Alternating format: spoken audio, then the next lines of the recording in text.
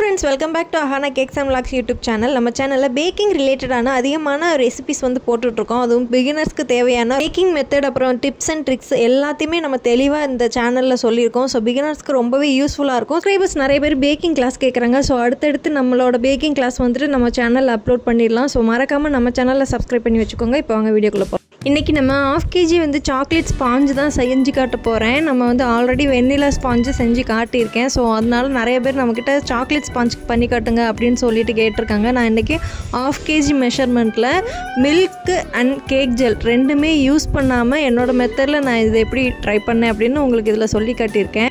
Already நான் ஒரு வெண்ணிலா sponge cake gel use பண்ணி எப்படி பண்ணுறது அப்படின்னு போட்டிருக்கேன். கேக் ஜெல் யூஸ் பண்ணாமல் எப்படி பண்ணுறது அப்படின்னு வீடியோ போட்டிருக்கேன். உங்களுக்கு அதை மறக்காமல் வேணால் ஐகார்டில் கொடுக்குறேன், நீங்கள் பார்த்துக்கோங்க. இந்த கேக்கை வந்து நான் மில்க் எதுவுமே ஆட் பண்ணலை. ஸோ ஆட் பண்ணாமல் எப்படி நான் இது இப்படி பர்ஃபெக்டாக பண்ணேன் அப்படின்றத இதில் சொல்லியிருக்கேன். ஸோ நீங்கள் மறக்காமல் நம்ம சேனலில் பண்ணாமல் பாருங்கள், அப்போ தான் ஒன்று புரியும். ஸோ அதுக்கு ஃபஸ்ட்டு வந்து நம்ம டின்னை வந்துட்டு ரெடி பண்ணிக்கலாம். நான் இங்கே வந்து 6 inch டின்னு வந்துட்டு பேட்டர் பண்ணுறதுக்கு முன்னாடியே நான் ஒரு பட்டர் பேப்பர் போட்டு க்ரீஸ் பண்ணி வச்சுக்கிட்டேன். எப்போவுமே பட்டர் பேப்பரை வந்துட்டு டின்னில் க்ரீஸ் பண்ணிவிட்டு அதுக்கப்புறம் தான் நம்ம பேட்டரை வந்துட்டு ரெடி பண்ண ஸ்டார்ட் பண்ணணும். கேக்குக்கு தேவையான மாவன்னு வந்து நம்ம எடுத்துக்கலாம். 1/2 கப் 1/2 கப்பில் 2 டேபிள் ஸ்பூன் கொக்கோ பவுடர் சேர்த்துக்கோங்க. அது மேலேயே மைதா மாவு எடுத்துக்கோங்க. மைதா மாவு அந்த கொக்கோ பவுடரோடு சேர்த்து தான் நம்ம வந்து 1/2 கப்பு நமக்கு மெஷர்மெண்ட் வேணும். ஸோ அந்த கொக்கோ பவுடர் ப்ளஸ் அந்த மைதா எந்த அளவுக்கு உங்களால் தலை தட்டி எடுக்க முடியுமோ அந்தளவுக்கு கும்மலாக எடுத்துகிட்டு அதுக்கப்புறம் அப்படி தலை தட்டிடுங்க. ஸோ இந்த மாதிரி தான். அதுக்காக அமுக்கி எடுக்கக்கூடாது. நார்மலாக அதில் போட்டு தலை தட்டி எடுத்துடணும். கொக்கோ பவுடர் ப்ளஸ் மைதா ரெண்டும் சேர்த்து நமக்கு 1/2 கப் வந்துருச்சு. இதை வந்துட்டு கொஞ்சம் 1/4 டீஸ்பூன் பேக்கிங் சோடா, அதே 1/4 டீஸ்பூனில் 2 தடவை நான் பேக்கிங் பவுடர் எடுத்திருக்கேன். 1/2 டீஸ்பூன் இருந்தால் அதில் 1 ஸ்பூன் எடுத்துக்கோங்க. ஸோ இதை எல்லாத்தையும் நல்லா வந்து நம்ம ஒன்று சேர கலந்து விட்டுடலாம். ஒன்னோட ஒட்டி நம்ம இதை ஜலிச்சு எடுக்கும்போது தான் நமக்கு ஈவனாக மாவு பொங்கி வரும். அதுக்காக தான் சொல்கிறேன். இது இப்போ இந்த மாவை சேர்த்து ஜல்லடையில் நல்லா 3 தடவை சலிச்சு எடுத்துக்கோங்க. பிகினர்ஸ் கண்டிப்பாக இந்த மெத்தடை வந்து ஸ்கிப் பண்ணிடாதீங்க. ஏன்னா எந்த அளவுக்கு நம்ம வந்து மாவை ஜலிச்சு எடுக்கிறோமோ அந்தளவுக்கு நமக்கு ஸ்பாஞ்ச் வந்து நல்லா சாஃப்டாக கிடைக்கும். அதனால தான். இல்லைன்னா அதுலேயே சின்ன சின்ன மண், ஏன்னா பேக்கிங் பவுடர்லேயும் கொஞ்சம் கெட்டி இருக்கும், பேக்கிங் சோடாலேயும் இருக்கும், அதே மாதிரி மாவுலேயும் திப்பியாக இருக்கும், கொக்கோ பவுடர்லேயும் திப்பியாக இருக்கும். இது எல்லாத்தையுமே நம்ம ஃபில்ட்ரு பண்ணி எடுக்கிறதுக்காக தான் இந்த மெத்தட். அதுவே பாருங்கள் மண் மாதிரி நமக்கு லாஸ்ட்டாக கிடச்சிருக்கு.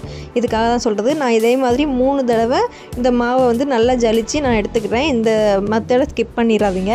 இப்போ மாவு நல்லா ஃபைனாக நான் சலிச்சு எடுத்துட்டேன். இப்போ வந்து மாவு ரெடி. இதுக்கடுத்து நம்ம வந்து எசன்ஸ்லாம் என்னென்ன வேணும் அப்படின்னு சொல்லிட்டு பார்த்துடலாம். எக்கு சேர்க்குற எல்லா ரெசிபீஸ்க்குமே நான் இந்த மில்க் எசன்ஸ் வந்து ஆட் பண்ணிடுவேன். ஏன்னா அப்போ தான் எக்கோட ஸ்மெல் சுத்தமாக இருக்காது. ஸோ அதனால இந்த மில்க் எசன்ஸ் எடுத்திருக்கேன். அதுக்கப்புறம் எப்போதும் போல் வெண்ணிலா எசன்ஸு, அதுக்கப்புறம் நம்ம சாக்லேட் ஸ்பாஞ்ச் பண்ணுறதுனால 2 ட்ராப் வந்துட்டு ப்ரௌன் கலர் இதில் சேர்த்துக்குவேன். இதே மாதிரி நான் ப்ரௌனிக்கு சாக்லேட் ஸ்பாஞ்சுக்கு எல்லாத்துக்குமே இந்த டைகரோட சாக்லேட் மிக்ஸு சேர்த்துக்குவேன்.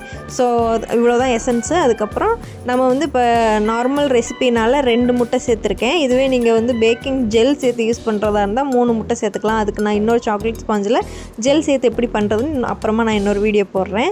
இப்போ 2 முட்டை நான் சேர்த்துருக்கேன். இதில் வந்து கொஞ்சமாக மில்க் எசன்ஸு, அதுக்கப்புறம் கொஞ்சம் 3 ml இருக்கும். அதில் வந்து வெனிலா எசன்ஸு, 2 ட்ராப் வந்துட்டு நான் சாக்லேட் மிக்ஸு கொடுத்துருக்கேன். அதுலேயே 2 ட்ராப் வந்துட்டு நான் சாக்லேட் கலர் கொடுத்துருக்கேன். ஸோ இது வந்துட்டு நல்லா கலர் கொடுக்கணும், ஸ்பாஞ்சுக்கு நல்லா கலர் கொடுக்குறதுக்காக. பேட்டர் ரெடி பண்ணுறதுக்கு முன்னாடி OTGM ப்ரீ ஹீட் கொடுத்துடலாம். நான் வந்து டாப் அண்ட் பாட்டம் 2 ராடும் ஆனில் இருக்கிற மாதிரி நான் ஒரு 10 minutesக்கு OTG ப்ரீ ஹீட் பண்ணிடலாம். இதோட எப்படி அஹாரா OTG யூஸ் பண்ணுறது அப்படின்னு சொல்லிட்டு நான் உங்களுக்கு ஐகார்டில் கொடுக்குறேன் வீடியோ. உங்களுக்கு டைம் இருந்தால் அதை பார்த்துக்கோங்க. 1/2 கப் மாவு எடுத்துருக்கோம். மாவு ப்ளஸ் கொக்கோ பவுடர் சேர்த்து 1/2 கப் எடுத்துருக்கோம். இதில் வந்துட்டு நான் அதே கப்பில் 3/4 கப்பு நான் சீனி எடுத்திருக்கேன். அதாவது பொடி பண்ணாத சுகர்னால நான் வந்து 3/4 கப் எடுத்துருக்கேன். பொடி பண்ணதாக இருந்துச்சுன்னா நீங்கள் அந்த தலை தட்டி மாவு எடுத்த மாதிரி சுகர் எடுத்துக்கோங்க, கரெக்டாக இருக்கும். இப்போ வந்து நம்ம எசன்ஸு ப்ளஸ் முட்டை 2ஐயும் சேர்த்து நல்லா நம்ம பீட் பண்ண ஸ்டார்ட் பண்ணிடலாம். ஆல்ரெடி நான் வெண்ணிலா ஸ்பாஞ்சு கேக்லேயும் நான் சொல்லியிருக்கேன். நம்ம பீட்டிங் மெத்தடில் மட்டும்தான் நம்ம வந்து தப்பு பண்ணுவோம். அதை மட்டும் நம்ம கரெக்ட் பண்ணிக்கிட்டோம் அப்படின்னா நமக்கு வந்து ஸ்பாஞ்ச் சூப்பராக கிடைக்கும். உங்களுக்கு அந்த வீடியோ வேணால் நான் லிங்க்கில் ஐகார்டில் கொடுக்குறேன், நீங்கள் வேணால் செக் பண்ணிக்கோங்க. பிகினர்ஸ் நோட் பண்ண வேண்டியது, நம்ம அந்த பவுலும் ப்ளஸ் விஸ்க்கு ரெண்டுமே கொஞ்சம் கூட சொட்டு தண்ணி இல்லாமல் இருக்கணும். ஏன்னா எக்கு வந்து தண்ணி பட்டுச்சு அப்படின்னா ஒழுங்காக நமக்கு அந்த மாதிரி பொங்கி வராது. ஸோ பொங்கி வராமல் இருந்துச்சுன்னா கேக்கு ஃப்ளாப் ஆயிடும். நமக்கு வந்து எந்த அளவுக்கு எக்கை பீட் பண்ணுறோமோ அந்த அளவுக்கு நமக்கு கேக் நல்லா சாஃப்டாக வரும். அதுக்காக தான் சொல்கிறது. வெளியே குட்டி குட்டி மிஸ்டேக்ஸ் நடக்கும். எசன்ஸ்லாம் எக்ஸ்பைரி ஆகாமல் பார்த்துக்கோங்க. ஏன்னா எசன்ஸ் கொஞ்சம் எக்ஸ்பைரி ஆகிட்டா அப்படின்னா கூட நமக்கு வந்து அந்த இது கெட்டு போனனால அதுக்கு நமக்கு எக்கு பொங்காது. ஸோ அதையும் நல்லாவே பார்த்துக்கோங்க. எல்லாமே எக்ஸ்பைரி டேட் பார்த்து யூஸ் பண்ணுங்கள். நான் வந்து எப்போதுமே சின்ன சின்ன பாட்டில்ஸ் தான் வாங்கி யூஸ் பண்ணுவேன். ஏன்னா அப்போ தான் நமக்கு வந்துட்டு டக்குன்னு முடியும். அந்த மாதிரி எக்ஸ்பைரி டேட்டுக்குள்ளே நம்ம முடிச்சிடலாம் அப்படின்னு பெருசாக நான் வாங்கி யூஸ் பண்ணவே மாட்டேன். பேக்கரியில் மட்டும்தான் நிறையா வாங்கி ஸ்டாக் பண்ணி வச்சுக்குவாங்க. ஏன்னா நம்ம ஹோம்மேடாக எப்போ வரும் எப்போ வராதுன்னு நமக்கு சொல்ல முடியாது ஆர்டர்ஸ்லாம். அதனால் நான் எப்போதுமே குட்டி குட்டி பாட்டில்ஸ் தான் வாங்கி வச்சுப்பேன். பிகினர்ஸாக இருந்தீங்க அப்படின்னா மேக்ஸிமம் எவ்வளோ உங்களால் குட்டி குட்டியாக வாங்க முடியுமோ அவ்வளோது நீங்கள் ட்ரை பண்ணுறதுக்கு மட்டும் வாங்கி வச்சுக்கிட்டு அதுக்கப்புறம் போதும். எக்கை வந்துட்டு இந்த அளவுக்கு பீட் பண்ணதுக்கப்புறம் உங்களுக்கு ஒரு க்ரீமி கன்சிஸ்டன்சி வரும். ஸோ அந்த டைமிங்கில் வந்துட்டு நீங்கள் சுகரை ஆட் பண்ணால் போதும். நம்ம சுகரை ஆட் பண்ண அந்த நல்ல சுகரும் நம்ம எக்கும் சேர்ந்து பீட் ஆகினதுக்கப்புறம் ஒரு கலரே சேஞ்ச் ஆகிறது உங்களுக்கு நல்லா தெரியும்.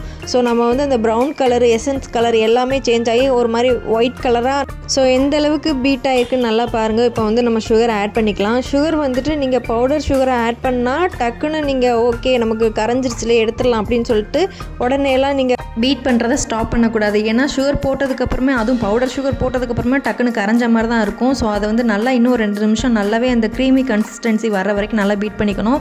இதுவே நம்ம வந்துட்டு பொடி பண்ணாத சுகர் போட்டோம் அப்படின்னா நமக்கே நல்லா தெரியும். ஏன்னா போட்டதுக்கப்புறம் கரகரன்னு ஒரு சவுண்டு வரும். சுகர் போட்டதுக்கப்புறம் அது நல்லா கரைஞ்சதுக்கப்புறம் அந்த சுகரோட சவுண்டு வந்து நல்லாவே ஸ்டாப் ஆயிரும். அதிலே நம்ம தெரிஞ்சுக்கலாம். ஸோ இதனால தான் சொல்கிறது. இப்போ முட்டை அப்புறம் சீனி ரெண்டுமே அடித்த ஒரு பேட்டருக்கு நமக்கு இந்த கன்சிஸ்டன்சிக்கு ரெடி ஆயிடுச்சு. இப்போ வந்து நம்ம அதை எடுத்து வச்சுட்டு கொஞ்சமாக ஆயில் சேர்த்துக்கலாம். நான் வந்து 2 டேபிள் ஸ்பூன் வந்துட்டு ஆயில் சேர்த்துருக்கேன். ஆயில் சேர்த்ததுக்கப்புறம் மிஞ்சி போனால் ஒரு 5-10 செகண்ட்குள்ளேயே நம்ம வந்து பீட் பண்ணி முடிச்சிடணும். ஏன்னா அதுக்கு மேலே அதிகமாக பீட் பண்ணோம் அப்படின்னா கேக்கு வந்துட்டு நமக்கு கொஞ்சம் கிறிஸ்பி ஆயிரும். நமக்கு அந்த மேல் லேயர் ஃபுல்லாக மொறுன்னு ஃபார்ம் ஆயிரும். ஸோ அதுக்காக தான் சொல்கிறேன். அது ஆயில் சேர்த்ததுக்கப்புறம் ஓவராக பீட் பண்ண வேணாம். இப்போ வந்து நமக்கு இவ்வளோ கிடச்சிருக்கு. இந்த எக்கோட ஃபோம் வந்துட்டு பால் சேர்க்காமல் கொஞ்சம் கொஞ்சமாக மாவை சேர்த்து நம்ம வந்து எப்படி மிக்ஸ் பண்ணுறது அப்படின்னு சொல்லிட்டு உங்களுக்கு சொல்கிறேன். பிகினராக இருக்கீங்க அப்படின்னா ஸ்பூனில் கூட போட வேணாம். ஜல்லடையில் கொஞ்சமாக மாவு போட்டு இந்த மாதிரி நீங்கள் ஸ்ப்ரெட் பண்ணி விட்டுக்கோங்க. ஒரேடியாக கொட்டிட வேணாம். அப்புறம் முட்டையோட ஃபோம் வந்து அப்படியே கம்மியாயிடுச்சுன்னா ரொம்ப கேக்கு ஹார்டாயிரும், ரொட்டி மாதிரி ஆயிரும். அப்புறம் நமக்கு சரியாக வராது. இதை வந்துட்டு கொஞ்சம் கொஞ்சமாக நீங்கள் சேர்த்து கட் அண்ட் ஃபோல்டு மெத்தடில் மெதுவாக உங்களால் எவ்வளோ ஸ்லோவாக உங்களால் பீட் பண்ண முடியுமோ அவ்வளோ ஸ்லோவாக இந்த மாவை நீங்கள் கலந்து விட்டுக்கோங்க. ஓவர் பீட்டிங் வேணாம், ஓவர் மிக்சிங் வேணாம். நம்ம ஓவராக மிக்ஸ் பண்ணோம் அப்படின்னா ஃபோம் வந்து அடங்கிரும். அந்த முட்டையோட வந்துட்டு பொங்கி வந்திருக்க முட்டை வந்து சுத்தமாக அடங்கிரும். அப்புறம் நமக்கு கேக் ஃப்ளாப் ஆயிரும். ஸோ எந்த அளவுக்கு என்னால் பொறுமையாக கிண்டி கொடுக்க முடியுமோ அந்த அளவுக்கு நான் இதில் உங்களுக்கு பொறுமை. அதுவும் பால் சேர்க்காமல் கிண்டிருக்கேன். அதுதான் இதில் மெயின்.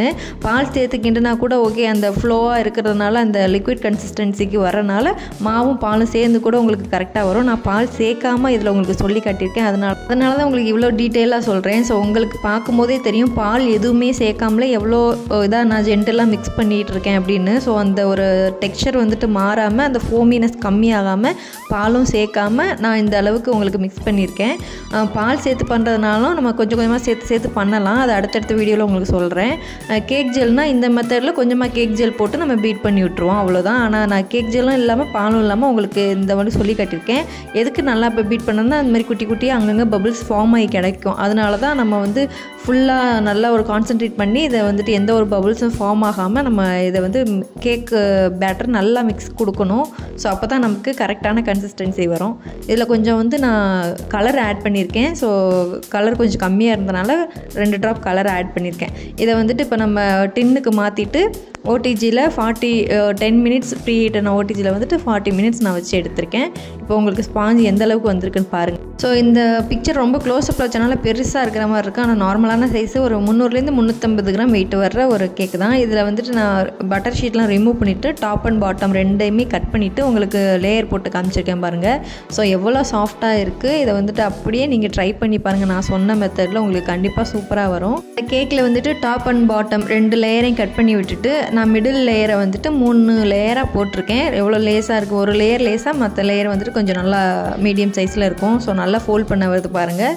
வந்து பால் மிக்ஸ் பண்ணி பண்ணுறதுனால ஓவர் சாஃப்டாக இருக்கும்போது கையில் எடுத்தாலே அந்த ஐசிங் பண்ணுறதுக்கு வராது. அதனால் நான் பால் மிக்ஸ் பண்ணாமல் நான் செஞ்சு பார்த்த ரெசிபி தான். நான் நிறையா ரெசிபி இதில் நான் யூஸ் பண்ணியிருக்கேன். என்னோடய கேக்கு கூட ரொம்ப சூப்பராக இருக்கும். ஸோ நீங்களும் இதே மாதிரி ட்ரை பண்ணி பாருங்கள். ஸோ ட்ரை பண்ணி பார்த்துட்டு உங்களுக்கு அந்த ரெசிபி எப்படி வந்துச்சுன்னு சொல்லுங்கள். சின்ன சின்ன மிஸ்டேக்ஸை வந்துட்டு மைன்யூட்டாக நீங்கள் கவனித்தாலே இந்த மாதிரி நீங்கள் பண்ணலாம். ஸோ நெக்ஸ்ட்டு என்ன ரெசிபி வேணும் அப்படின்னு சொல்லிட்டு கமெண்ட்டில் நம்மகிட்ட சொல்லிட்டு போங்க. அடுத்தடுத்து நம்ம பேக்கிங் கிளாஸ்க்கான இது ரெடி ஆகிட்டே இருக்குது. ஸோ மறக்காமல் நம்ம சேனலை சப்ஸ்கிரைப் பண்ணி வச்சுக்கோங்க. அடுத்தடுத்து நம்ம ப்ரௌனி வீடியோஸ்லாம் நிறையா போட்டிருக்கோம். அடுத்து பேக்கிங் கிளாஸ் வீடியோஸ்லாம் நிறையா போட போகிறோம். ஸோ மறக்காமல் பிகினர்ஸ்க்கு ரொம்ப யூஸ்ஃபுல்லாக இருக்கும். பிடிச்சிருந்தா மறக்காமல் லைக் பண்ணி சப்ஸ்கிரைப் பண்ணி சப்போர்ட் பண்ணுங்கள். நம்மளோட சேனலை எல்லாருக்கும் கொஞ்சம் ஷேர் பண்ணுங்கள். கொஞ்சம் எனக்கு மோட்டிவேட்டடாக இருக்கும் அடுத்தடுத்து நான் ரெசிபிஸ் போடுறதுக்கு. பக்கத்தில் இருக்கிற பெல் ஐக்கானையும் கிளிக் பண்ணிட்டு போங்க. இன்னொரு வீடியோவில் மீட் பண்ணுறேன்.